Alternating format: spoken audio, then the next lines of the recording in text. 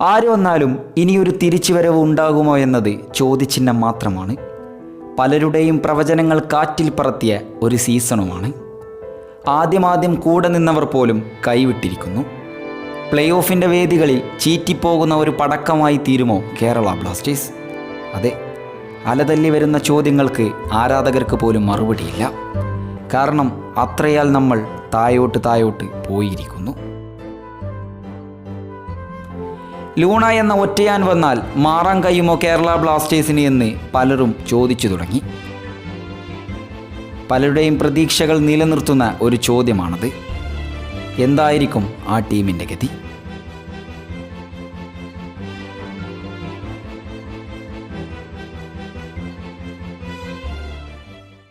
Hi guys, ഈ വീഡിയോയിലേക്ക് പോകുന്നതിന് മുമ്പ് ഒരു കിഡിലൻ ആപ്ലിക്കേഷൻ പരിചയപ്പെടുത്തി തരാം. ഗെയിം കളിച്ചിട്ട് നിങ്ങൾക്ക് പൈസ ഉണ്ടാക്കാനായിട്ട് സാധിക്കും. സോ ഗെയിം കളിക്കാൻ ഇൻട്രസ്റ്റ് ഉള്ളവരാണെന്നുണ്ടെങ്കിൽ തീർച്ചയായിട്ടും കളിച്ച് നോക്കേണ്ട ഒരു ആപ്ലിക്കേഷൻ തന്നെയാണ്. ഭയങ്കരമായിട്ട് സേഫ് ആയിട്ടുള്ള ഒരു ആപ്ലിക്കേഷനാണ്. അതുപോലെ തന്നെ ട്രസ്റ്റ്ഫുൾ ആയിട്ടുള്ള ഒരു ആപ്ലിക്കേഷൻ തന്നെയാണ്. ഈ ആപ്ലിക്കേഷൻ്റെ ഇൻ്റർഫേസ് നമുക്ക് തുറക്കുമ്പോൾ തന്നെ കാണാനായിട്ട് സാധിക്കും. ഒരുപാട് ഗെയിംസുകൾ ഇതിലുണ്ട്. ഇതിൻ്റെ ആക്ടിവിറ്റീസും കാര്യങ്ങളും നോക്കുമ്പോൾ തന്നെ ഇതിൻ്റെ റെഫറൽ കോഡ്, അതുപോലെ തന്നെ ഇതിലുള്ള പല കാര്യങ്ങളും, ഇതിൽ നിങ്ങൾ ചെയ്യുന്ന വിഡ്രോവൽ, നിങ്ങൾ ചെയ്യുന്ന ഡെപ്പോസിറ്റ്, നിങ്ങളുടെ ബാങ്ക് എല്ലാം സേഫ് ആയിട്ടുള്ള രീതിയിലാണ് ഇതിൽ കാണിക്കുന്നത് തന്നെ. അതുപോലെ തന്നെ ഇത് വിശ്വസിച്ച് ഉപയോഗിക്കാനും പറ്റുന്ന ഒരു ആപ്ലിക്കേഷൻ തന്നെയാണ്. ഇനി നമുക്ക് ഇതിലുള്ള ഒരു ഗെയിം കളിച്ച് നോക്കാം. 777 തണ്ടർ ഫയർ എന്ന് പറയുന്ന ഒരു ഗെയിമാണ് ഞാൻ കളിക്കാനായിട്ട് പോകുന്നത്.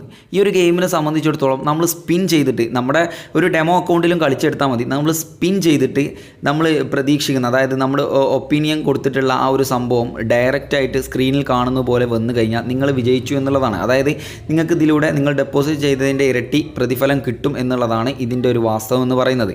ഇതുപോലെ തന്നെയാണ് ഇതിലുള്ള എല്ലാ ഗെയിമും. സോ ഈ ഒരു ആപ്ലിക്കേഷൻ്റെ ലിങ്കും ബാക്കിയുള്ള കാര്യങ്ങളൊക്കെ ഞാൻ ഡിസ്ക്രിപ്ഷനിലും കമൻറ്റ് ബോക്സിലും പിൻ ചെയ്ത് വെച്ചിട്ടുണ്ട്. താല്പര്യമുള്ളവർ അതൊന്ന് കയറിയിട്ട് കളിച്ച് പൈസ ഉണ്ടാക്കാൻ നോക്കാം. Okay, by.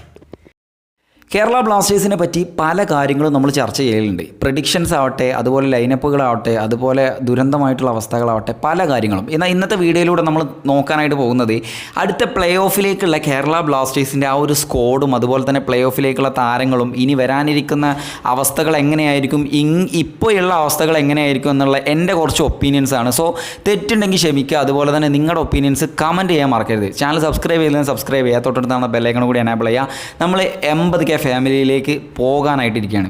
നമുക്ക് ആദ്യം തന്നെ പറയാനുള്ളത് ഇവാൻ വുക്കോവിനോവിച്ച് പറഞ്ഞിട്ടുള്ള ഒരു സ്റ്റേറ്റ്മെൻറ്റാണ്. അതായത് അദ്ദേഹം പ്ലേ ഓഫിലേക്ക് കടക്കുന്ന ആ ഒരു ടീമിലേക്ക് പ്രധാനപ്പെട്ട എല്ലാ താരങ്ങളെയും കൊണ്ടുവരുമെന്ന് പറഞ്ഞിട്ടുണ്ട്. സോ ഇവിടെ ആരാധകർക്കിടയിലുള്ള സംശയം എന്ന് പറയുന്നത് പെപ്രയും ലൂണയും കടന്നു വരുമോ എന്നുള്ള ഒരു ചോദ്യമുണ്ട്. അപ്പോൾ ഫെഡോറിൻ്റെ കാര്യം എന്തായിരിക്കും എന്നുള്ളതാണ്.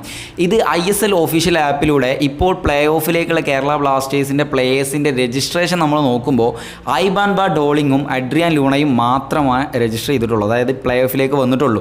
സോ സ്വാഭാവികമായിട്ടും കോമി പെപ്ര എന്ന് പറയുന്ന താരം ഈ ഒരു സീസണിൽ ഇനി കളിക്കില്ല എന്നുള്ളത് ഏകദേശം ഉറപ്പായിട്ടുള്ള കാര്യമാണ്. ഇനി പലർക്കും ഉള്ള ഒരു സംശയമാണ് അടുത്ത മത്സരത്തിൽ അഡ്രിയാൻ ലൂണ കളിക്കോ എന്നുള്ളത്. അഡ്രിയാൻ ലൂണ ഇപ്പോൾ കേരള ബ്ലാസ്റ്റേഴ്സിൻ്റെ എല്ലാ താരങ്ങളെയും പോലെ തന്നെ പരിശീലനം ആരംഭിച്ചിട്ടുണ്ട്. അഡ്രിയാൻ ലൂണ കളിക്കൂല എന്നുള്ളതാണ് 99.9% ഉറപ്പ്. പിന്നെയുള്ള ആ ഒരു പോയിൻ്റ്, ഇനിയിപ്പോൾ സബ്ബായിട്ട് വന്നിട്ട് ഒരു 10 മിനിറ്റോ ഒരു 5 മിനിറ്റോ കളിച്ചാൽ കളിച്ച് ഒരു ടച്ചിന് വേണ്ടിയിട്ട്, അതല്ലാതെ അദ്ദേഹം കളിക്കില്ല എന്നുള്ളതാണ് ഏറെക്കുറെ ഉറപ്പായിട്ടുള്ള കാര്യം. പിന്നെ ദിമിത്രിയോസ് ഡയമന്തകോസ്, ആളെ ഞാൻ പ്രത്യേകിച്ച് എടുത്ത് പറയേണ്ട കാര്യമില്ല. കേരള ബ്ലാസ്റ്റേഴ്സിൻ്റെയും ISLൻ്റെയും ടോപ്പ് സ്കോറർ ലിസ്റ്റിൽ നിൽക്കുന്ന താരമാണ്. ദിമയ്ക്ക് ഏറെക്കുറെ പരിക്ക് പറ്റിയിട്ടാണ് ഇപ്പം നിലനിൽക്കുന്നത്. അപ്പോൾ ഇനി പ്ലേ ഓഫിലേക്ക് ഉണ്ടാവും എന്നുള്ളത് സംശയാസ്പദമായിട്ടുള്ള കാര്യമാണ്. അതിൻ്റെ യാഥാർത്ഥ്യമായിട്ടുള്ള കാര്യം എന്താണെന്ന് എനിക്കറിയില്ല. അതുകൊണ്ടാണ് ഞാൻ പറയാത്തത്. 99% ഉണ്ടാവും തന്നെയാണ് ഉറപ്പ്. പിന്നെ ദിമിയെ സംബന്ധിച്ചിടത്തോളം കോൺട്രാക്റ്റ് പുതുക്കിയോ എന്നുള്ള കാര്യങ്ങൾ പലരും ചോദിക്കുന്നുണ്ട്. അദ്ദേഹം അതിനുള്ള ഒരു മൂഡ് കാണിക്കുന്നില്ല എന്നുള്ളതാണ് ഒരു റൂമർ പുറത്ത് വരുന്നുണ്ട്. അതുകൊണ്ട് തന്നെ മിക്കവാറും ഈ ഒരു സീസണോടുകൂടി ടീം വിടാനുള്ള സാധ്യതയുണ്ട്. ഇനി ജൗഷുവ സിറ്റീരിയോ എന്ന് പറയുന്ന താരം കേരള ബ്ലാസ്റ്റേഴ്സിലേക്ക് ഈ സീസണിൽ കളിക്കുമോ എന്നുള്ള ചോദ്യം നിലനിൽക്കുന്നുണ്ട്. ഈ ഒരു ചോദ്യം നിലനിൽക്കുന്നതോടുകൂടി തന്നെ അതിൻ്റെ ഉത്തരം വ്യക്തമാണ്, ഉണ്ടാവില്ല എന്നുള്ളത്. അദ്ദേഹം അടുത്ത സീസണിൽ ഇനി ചിലപ്പോൾ നമ്മുടെ ഡൈസുകെ സക്കായിയെ ടീമിൽ നിന്നും പുറത്താക്കിയിട്ട് ഒരു ഏഷ്യൻ കോളായിട്ട് അദ്ദേഹമായിരിക്കും വരാനായിട്ട് പോകുന്നത്. അതുകൊണ്ട് തന്നെ ഡൈസുകെ സക്കായി ഇപ്പം ഇന്നും പ്രകടനത്തിലാണ് നിൽക്കുന്നത്. അദ്ദേഹത്തെ ഒരിക്കലും തന്നെ ടീമിൽ എടുക്കില്ല എന്നുള്ളതാണ്. അതായത് ജൗഷുവ സിറ്റീരിയോയെ ടീമിൽ എടുക്കില്ല എന്നുള്ളതാണ്. പിന്നെ പെപ്രയും ഉണ്ടാവില്ല, അത് നമ്മൾ ആദ്യം തന്നെ പറഞ്ഞു.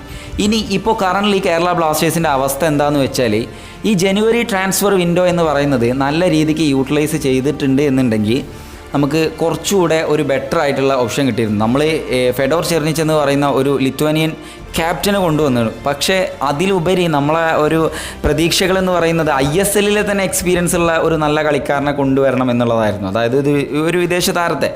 അതുകൊണ്ട് തന്നെ നമുക്കൊരു താരത്തെ ഡിപ്പെൻഡ് ചെയ്ത് കളിക്കുന്ന ആ ഒരു കളിശൈലി മാറ്റി നിർത്താമായിരുന്നു എന്നെനിക്ക് തോന്നി. ഇനി ആശാനെയും ഈ ടീമിനെയും കുറ്റം പറയുന്നവരുടെ ശ്രദ്ധയ്ക്ക് എന്താണെന്ന് വെച്ചാൽ, നിങ്ങൾ ആദ്യം പറയേണ്ടത് ഈ മാനേജ്മെൻറ്റിനെയാണ്. ഒരു വീടിൻ്റെ തറ നന്നായാലേ അതിൻ്റെ മേൽക്കൂര വരെയുള്ള ഭാഗങ്ങൾക്ക് ഒരു വൃത്തി കിട്ടുള്ളൂ. അതല്ല എന്നുണ്ടെങ്കിൽ തീർച്ചയായിട്ടും അത് പൊളിഞ്ഞാടും. ഇവിടെ ഒരു സീസണിൽ Pereyra Diaz, Alvaro Vazquez, Adrian Luna, Sipovic, Leskovic മിന്നും താരങ്ങളെ ടീമിലെത്തിക്കുന്നു. എന്നിട്ട് ഏതെങ്കിലും ഒരു താരം അതല്ലെങ്കിൽ 2-3 താരങ്ങൾ ഒന്ന് ഫോമായി വന്നു കഴിഞ്ഞാൽ അവരെ നല്ല വിലക്ക് വിൽക്കുന്നു. അതിൻ്റെ പകുതി വില കൊടുത്തിട്ട് വേറെ 2 താരങ്ങളെ ടീമിലെത്തിക്കുന്നു. നല്ല ഇരട്ടത്താപ്പുകളാണ് ടീമിൽ നടന്നുകൊണ്ടിരിക്കുന്നത്. അത് മാനേജ്മെൻറ്റിൻ്റെ ഒരു അവസ്ഥയിൽ കൂടെ നമ്മൾ ചിന്തിക്കേണ്ട ഒരു കാര്യം തന്നെയാണ്. സോ എനിക്ക് ഈ വീഡിയോയിൽ ഇത്രയാണ് പറയാനുള്ളത്. ചാനൽ സബ്സ്ക്രൈബ് ചെയ്യുക, തൊട്ടടുത്താകുന്ന ബെല്ലൈക്കണും കൂടി എനേബിൾ ചെയ്യുക. നമ്മൾ വിടുന്ന ഓരോ വീഡിയോയും നോട്ടിഫിക്കേഷൻ ലഭിക്കാനായിട്ടാണ്. നിങ്ങളുടെ അഭിപ്രായങ്ങൾ കമൻറ്റ് ചെയ്യാൻ മറക്കരുത്. So by.